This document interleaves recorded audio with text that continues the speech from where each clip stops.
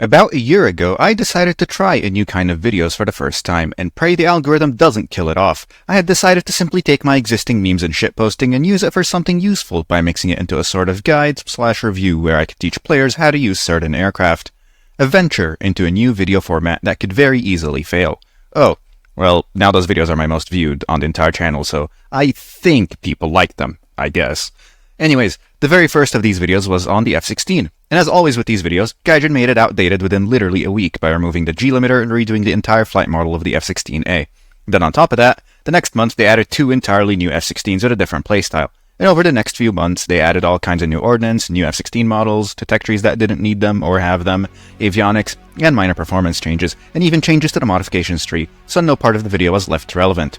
And besides that, I made those first 3 meme guides using the older, shorter format, which isn't as fun or interesting. So, at long last, for the almost 1-year anniversary of the first meme guide, I have decided to update it to modern standards. So without further ado, here is the F-16 meme guide again.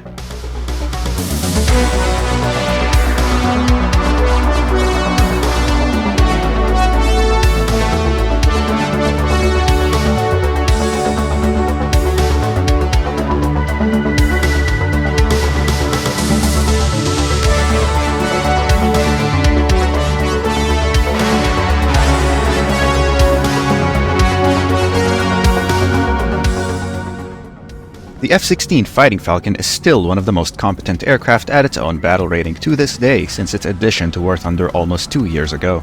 Sadly, people flying this thing usually have the mental capacity of a single-cell organism and completely suck at playing it.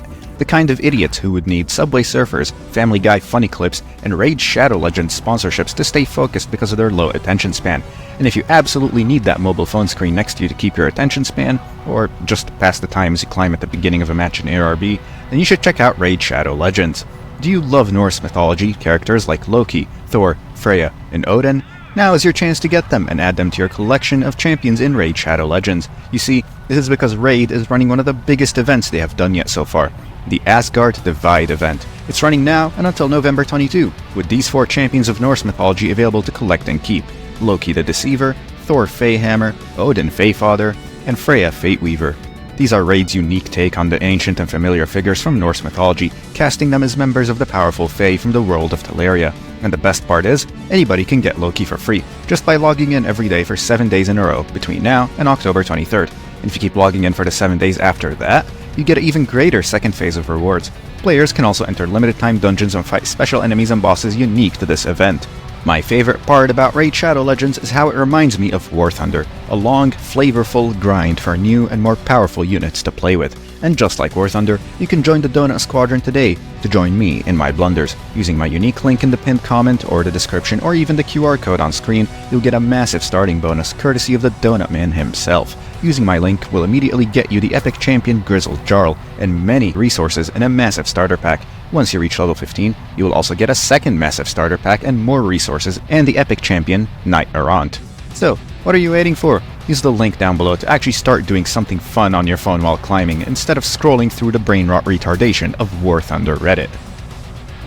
Oh, and speaking of retards on the War Thunder subreddit, if you are one of those absolute Neanderthals who still thinks the single best 1v1 dogfighter in-game is somehow artificially nerfed, because you suck, or you're just looking at how to fly your shiny new F-16 from any of the export models Gaijin added in the most random tech trees, then saddle up, because Pierre Space Crotch Rocket is one hell of a ride. Ladies and gentlemen, now comes the event for which we've all assembled. The tugs will be hooked up and we'll haul out the new prototype, the YF-16.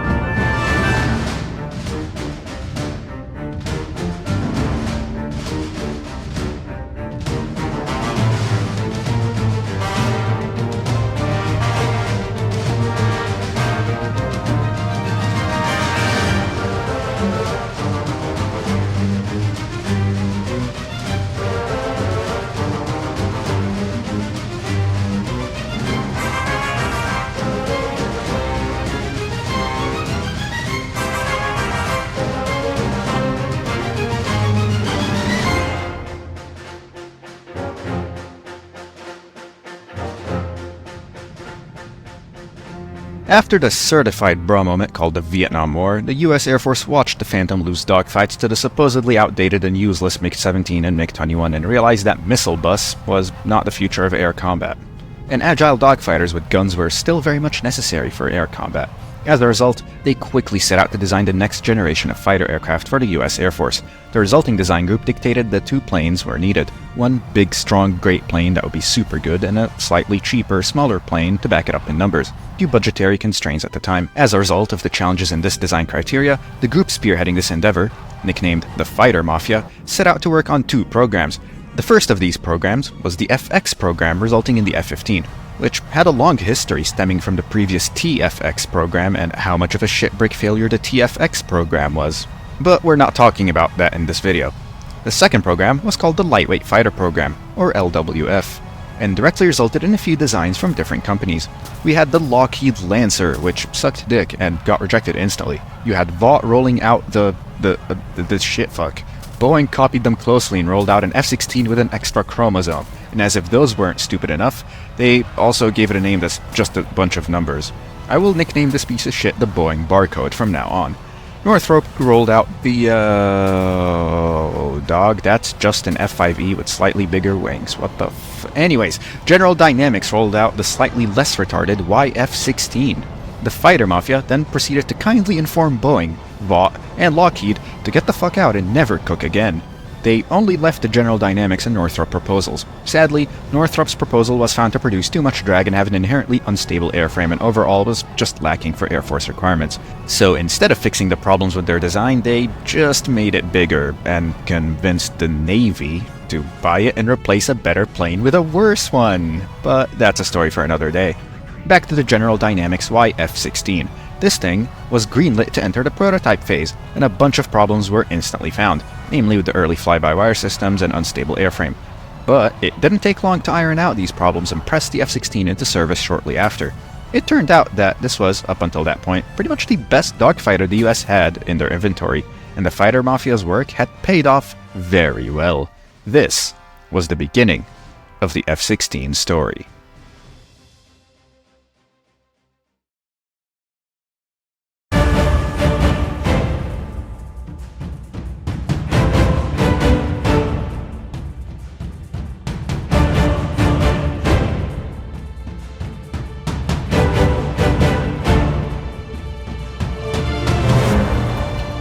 The F-16A comes in two standard models in War Thunder, both found in the American tech tree at 12.7 and 13.0, respectively, the F-16A Block 10 and the F-16A Block 15.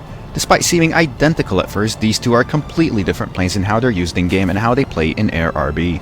Let's start with the Block 10 first. This is the initial F-16 intended as a frontline multi-role aircraft. As a result, it gets access to a plethora of ground ordnance options, in addition to its 6 trusty AIM-9Ls. The Block 10 does not have a CW illuminator in its radar, and as a result, is incapable of firing the AIM-7 Sparrow. As such, the Block 10 has no way to defend itself from targets at beyond visual range, and must interdict at low altitude to get up close and personal to the enemy planes.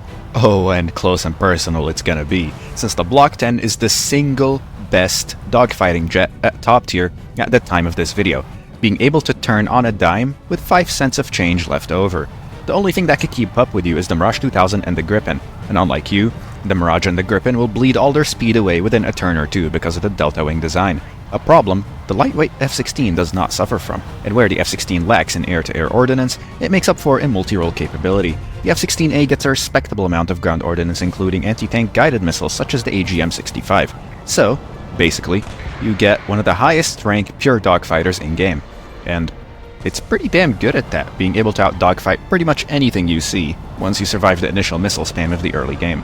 Your playstyle will devolve into two main points. The first half of the game will consist entirely of role-playing a certain F-16A pilot known as Stroke 3, as he dodges a metric shitload of enemy missiles while shitting chaff out of his ass harder than Rudolph the Reindeer over Turkish airspace. The F-16A isn't easy to play, especially in the new matchmaker with Fox 3s everywhere, but once you dodge that initial salvo of Fox 3s and get within pissing distance of the enemy team, you can maximize on this potential by completely pissing all over them using your flight performance. But if close-range shenanigans are not your cup of Mug's root beer, then on the opposite side of the same coin you get the F-16A Block 15, specifically one which is upgraded to the ADF standard. This F-16 has a bigger front section with easily identifiable strakes on the nose, aptly nicknamed the bird slicers, which are actually the IFF antennas. The other visual difference is in the tail section. The horizontal stabilizers are now larger to balance the weight difference in the front of this new model. This is an older F-16A Block 15 that was upgraded with the OCU standard and given the ADF package for National Guard service in real life. But in game, the new avionics give you access to the ability to fire the AIM-7M Sparrow, a great medium-range semi-active radar missile, and easily the second best Fox 1 in game after the R-27ER. More so, your better avionics make air combat even easier somehow. However, do be wary that the ADF is not able to take any kind of ground ordnance. No bombs, no rockets, no bitches, no mavericks. Because, in case you can't tell already, ADF stands for Air Defense Fighter.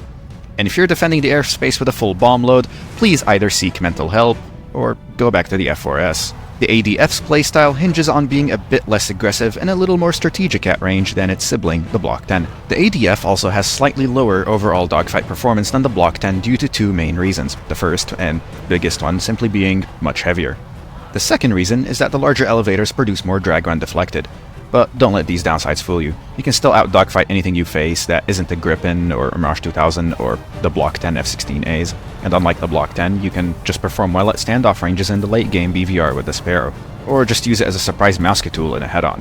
I never thought I'd be saying this, but a Fox 1 Slinger and a Fox 3 meta is so surprising to some people that they don't usually expect it, netting you at least a free kill or two with the Sparrows. All in all, pretty much every export F-16A in-game can boil down to the derivative of one of these two variants, and they each come with their own little quirks and differences from each of these two base models. So, let's talk about these now, because oh boy, there is a lot of them.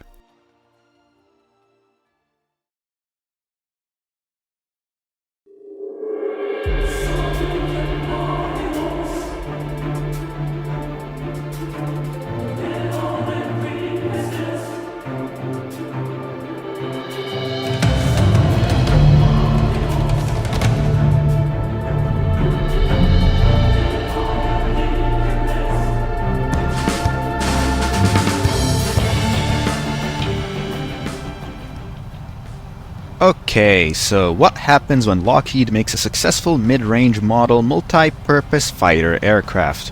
Of course, they sell it to half the world. You want to bomb civilians? Have an F-16. Your civilians got bombed by a country using our F-16s and you need to defend yourself now? Have an F-16. We bombed you into submission for no reason? Have an F-16. You can't even afford our F-16s? Have an F-16. And a lot of crippling debt. You don't want an F-16?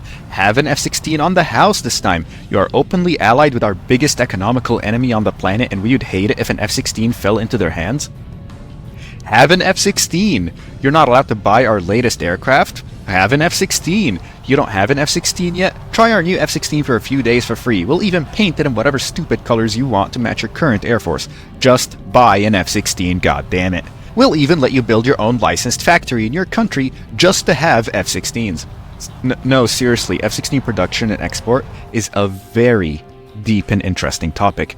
And considering I live right next to what used to be the main F-16 factory in the world before it was rebuilt into an F-35 factory 5 years ago, I could continue yapping about this for hours, but I won't, so let's get back to War Thunder. As we just said, everybody and their mother, and sometimes their family dog as well, had an F-16 somehow, and as a result, this means that literally every factory in-game except a few gets the F-16 of some sort. The few that don't have an F-16, by the way, can very easily get their own F-16s in the near future, but that's a story for another day. Let's start with the simplest F-16s first. This is the Italian F-16A ADF, found in the Italian factory at the same BR as the American. Okay, what the fuck were you expecting? It's literally a copy-paste. It's 100% identical to the American F-16A ADF, just without the problem of having retarded American teammates throwing every match that you're in. So, let's be real here, it's just a straight upgrade because of that. If you get this far in the Italian tech tree, chances are you definitely have more skill than Timmy in his American F-16 who just bombed bases for a week in his F4S that his mom bought him for his birthday. You're just a reskinned F-16A ADF with slightly less stupid teammates. Oh, and the Tifosi were absolutely cooking with these great Scuderia camos that this thing gets. Absolutely worth it. Moving on, this is the Taiwanese F-16A Block 20 MLU in the China tech tree. MLU stands for Mid-Life Upgrade, and gameplay-wise in-game, it's just a slightly upgraded Block 15 ADF, which is missing a lot of its real-life ordnance, for balance, supposedly. I mean, it's not like Gaijin gave another F-16A MLU the AMRAAMs it had in real life all forgetting about this one, right? Anyways, the biggest difference in the MLU is the tail section. You notice it's slightly larger? Well, that's for two reasons. The first is a braking chute.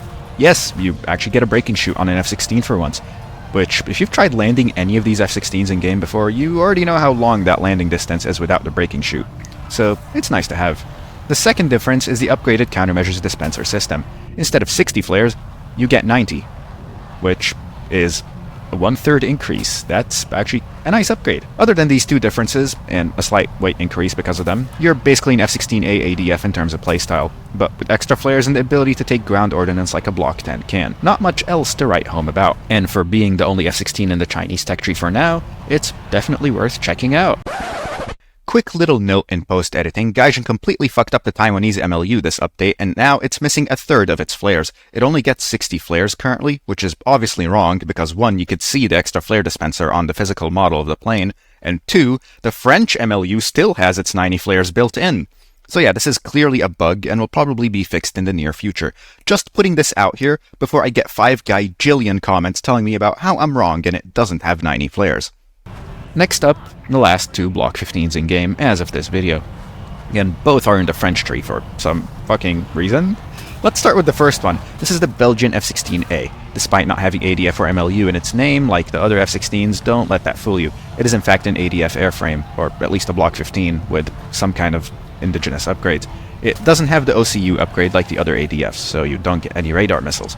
You do instead get 6 AIM-9Ms, which is absolutely insane on an F-16A airframe. You also get the option to replace your 2 inner AIM-9Ms for 90 extra countermeasures each, so you could run 6 9Ms and 60 flares, 4 9Ms and 240 flares, or if you don't care about ugly asymmetrical loadouts like me, 5 9Ms and 150 flares. You also receive access to a great selection of ground ordnance such as the AGM-65 Mavericks, the GBU-8 Hobos electro-optical TV bombs, and various other tools to make the enemy's balls look like they just came out of the waffle iron. All in all, the Waffle House F-16A in the French tree is a really great supplement to France's already cracked lineup of jets at this BR, and yet they totally needed an F-16. Thanks, Gaijin. As for playstyle, it is quite literally just a more cracked up F-16A Block 10 despite not being a Block 10. I'm saying this because you have no radar missiles, but you get far better IR missiles, avionics, and more countermeasures than the Block 10, allowing you to molest the enemy planes in dogfight ranges even harder than the previous F-16s did. Oh boy, did I mention, with the Belgian F-16s in the French tree, one of your two biggest counters as an F-16, the Angry Dorito 2000, is now on your team instead of the enemy team. So if you're stupid enough to keep one circling with Mirage 2000s at high speed and losing in your American F-16, this is the F-16 for you. Moving back down to the Block 10s that were exported, we have 2 in-game. The first is the Net in the Israeli tech tree. This is another butchered export variant that Gaijin completely screwed up. It's missing its add-on countermeasures, and it's comically overtiered because people who play this thing usually have an IQ higher than single digits. Also, the constant down tiers against paragliders and the score racked up from bombing bases, gives this plane high statistics and makes it look like it's great and needs to be up-tiered, according to Gaijin. The Nets is literally just a reskinned Block 10, but with Python 3s, which aren't that much better than AIM-9Ls to warrant being that much of a higher BR than the American F-16A Block 10 for some reason. Other than that, it's literally a carbon copy of the Block 10, but at a higher BR.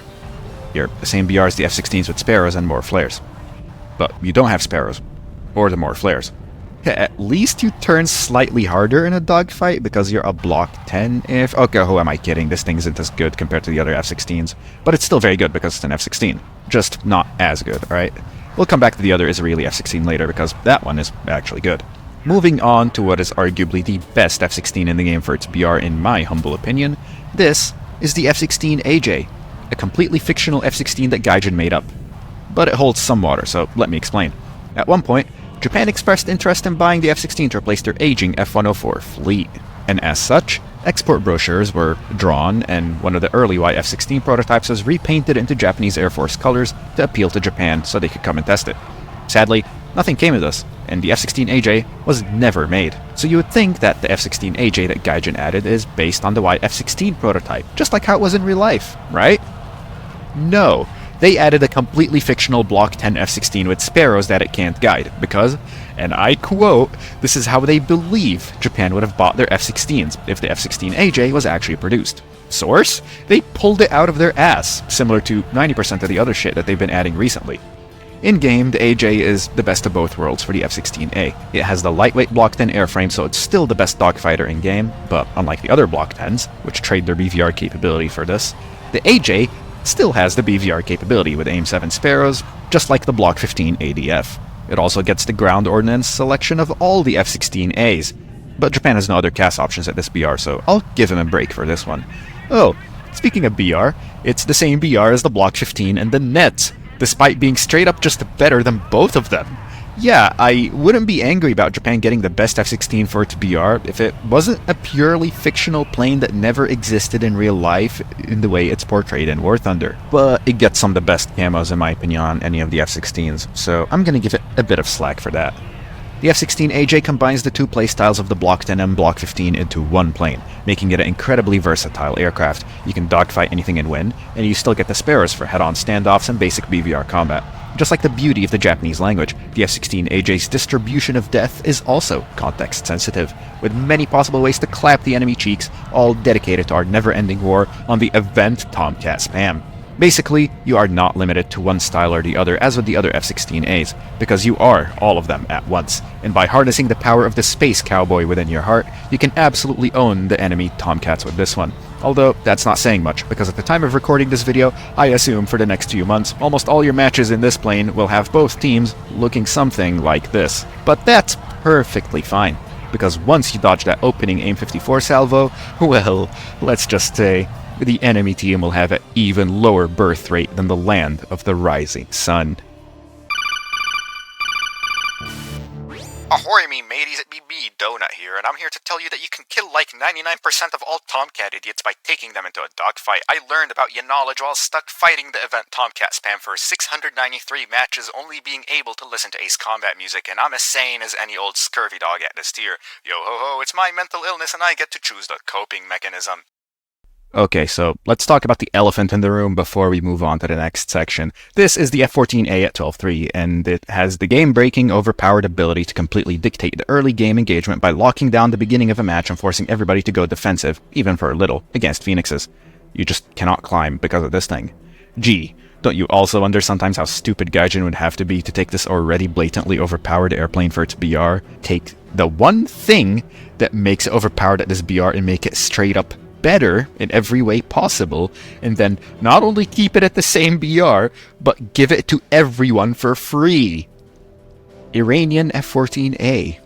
It's at 12.3, with arguably the best Fox 3 in game.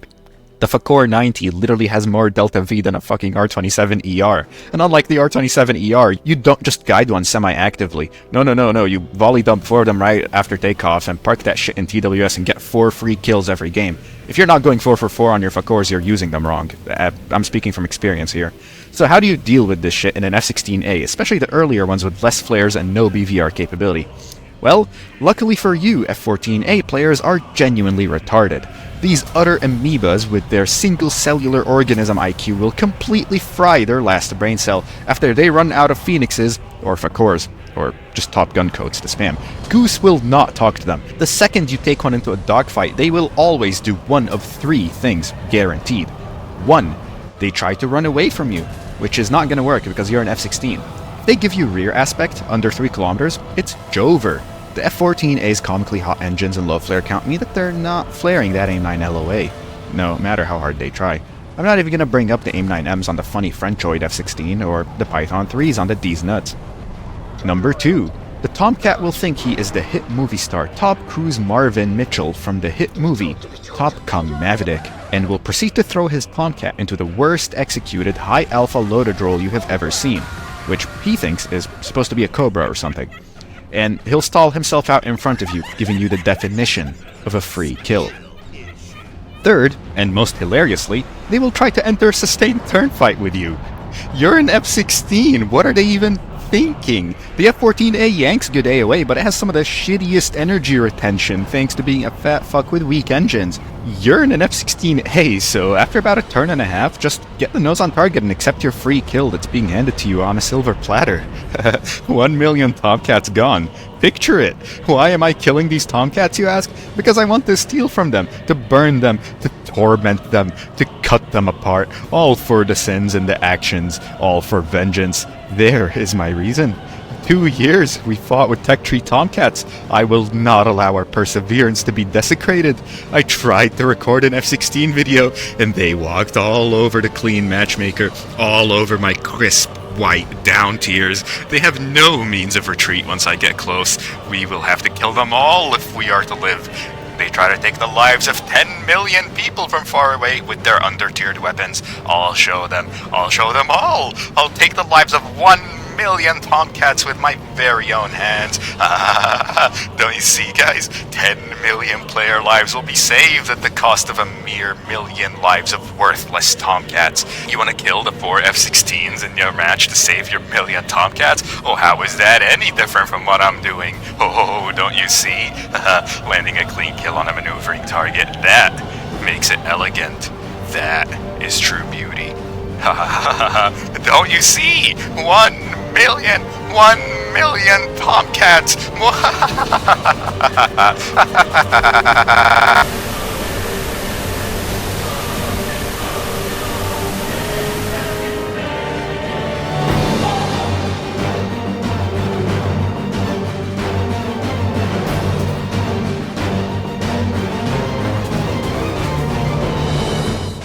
During the early 80s, a new directorate was issued calling for an upgraded variant of the F-16.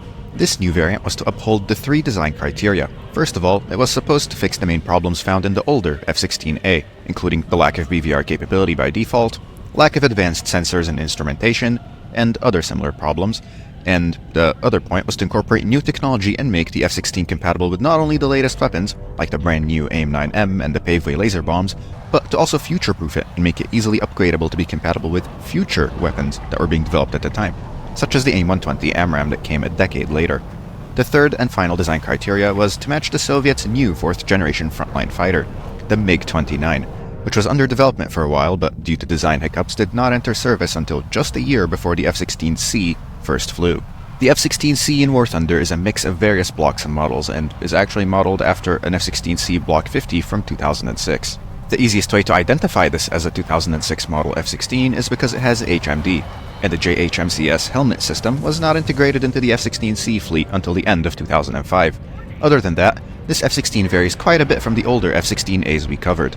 For starters, let me talk you through the main upgrades over the A model. You get access to new missiles, namely the AIM-9M, AIM-7M, and most importantly, the AIM-120 AMRAAM. You also get access to a variety of new ground ordnance, including the smokeless AGM-65D, the Big Boom Warhead AGM-65G, and various models of the Paveway 2 laser-guided bomb family and a bunch of different JDAM options, along with a great targeting pod to make use of them. To make use of all these new weapons effectively, you also have a complete overhaul to your electronics and avionics. You get a modern-day model of the APG-68 radar along with HMD targeting, one of the best RWRs in-game, and a full glass cockpit with multiple MFDs. And finally, the most noticeable upgrades, the 2 main ones for your airframe. Number 1, the massive new engine that puts out much more power than the F-16A.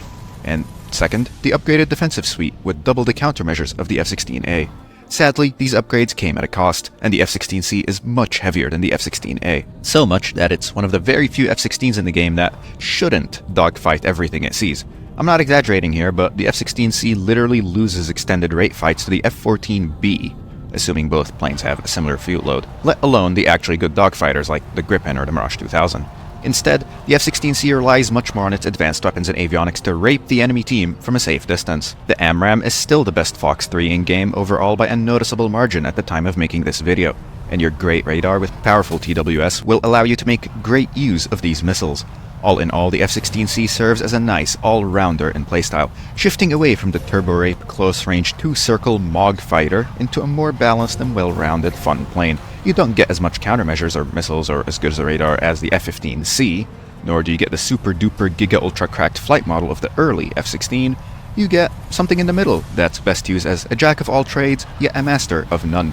a Gripen or Mirage 2000 will absolutely rape your ass with no lube in a dogfight. And if you try BVR against a competent F-15C or F-15J player, you'll get tickled back to your hangar faster than you can say Raytheon AIM-120 Advanced Medium Range Air-to-Air Missile. You gotta just find that nice in-between-them-all playstyle, you know.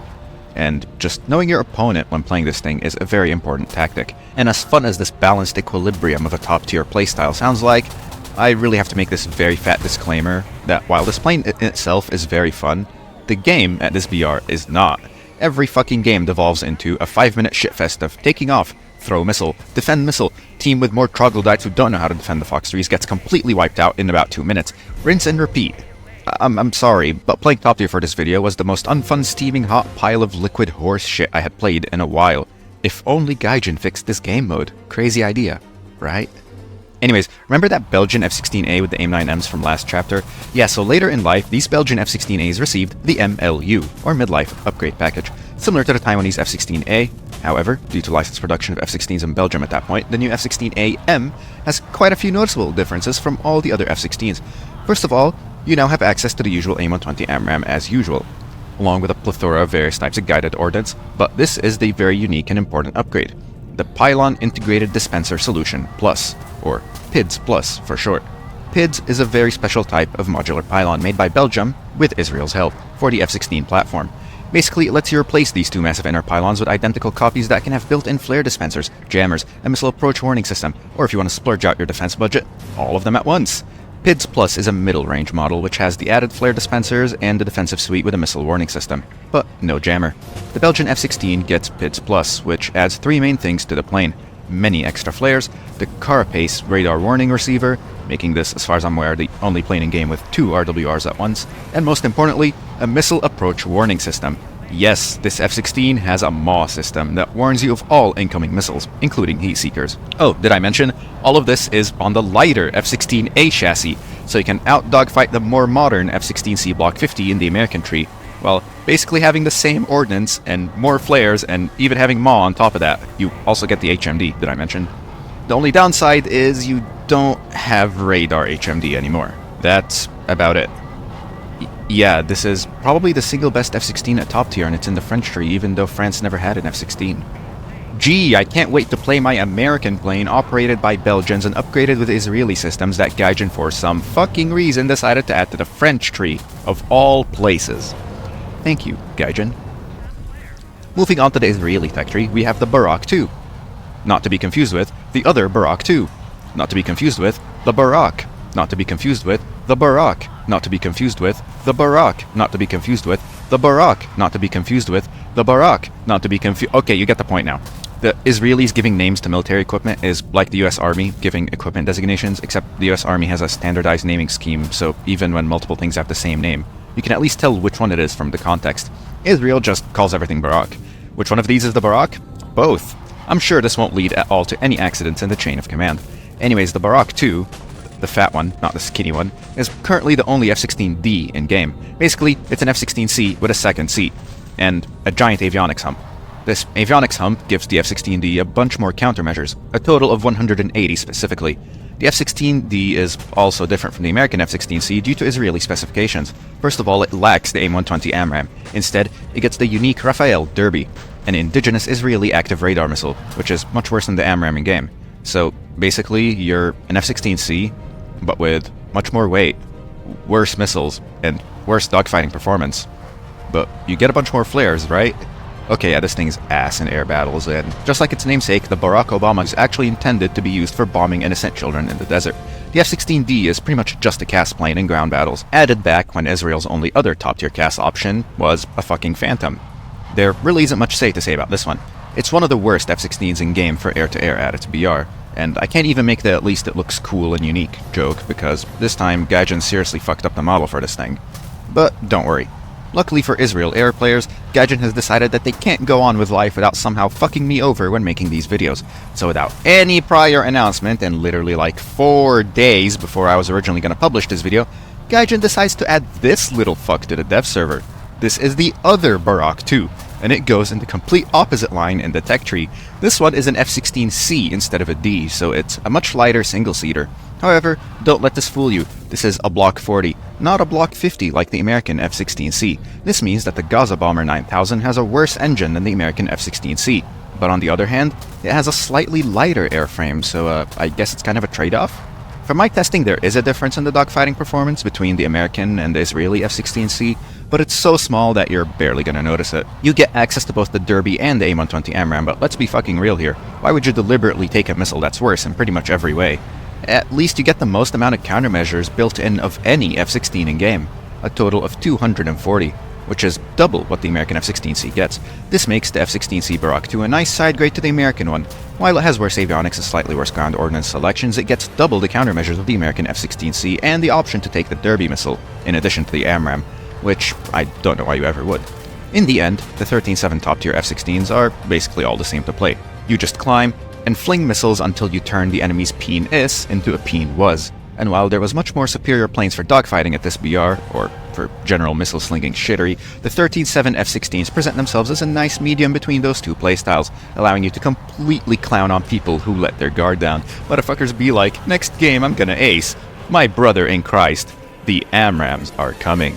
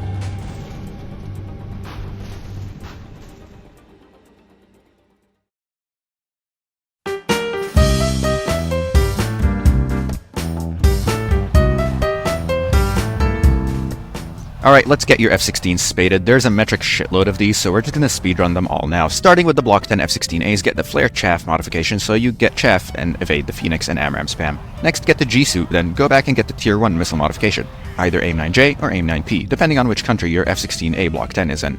Next, get the new boosters, then move on to Tier 3 by getting the AIM-9L, cover, and wings repair. Then the engines. Unless you're in the nets, then get the Python 3 before the engines. Then go back and work on whatever you like. Moving on to the F-16A Block 15s and the Taiwanese Block 20 MLU, these ones are really simple. Start with Flare Chaff, then get the G-Suit. If you have the Taiwanese MLU, get the AIM-9P now, otherwise continue on to the AIM-9L right away. Then get cover and wings repair. You get the Sparrow stock, and Gadget has removed the EFS modification from the Block 15s since they didn't have a fire extinguisher in real life. That means that your only modification at Tier 4 is going to be any remaining ground ordnance, or advanced missiles, and the engine. In the case of the Italian and the American ADF, which do not get any ground ordnance or advanced missiles, this is a massive issue because that means that there's a single modification at rank 4, the engine.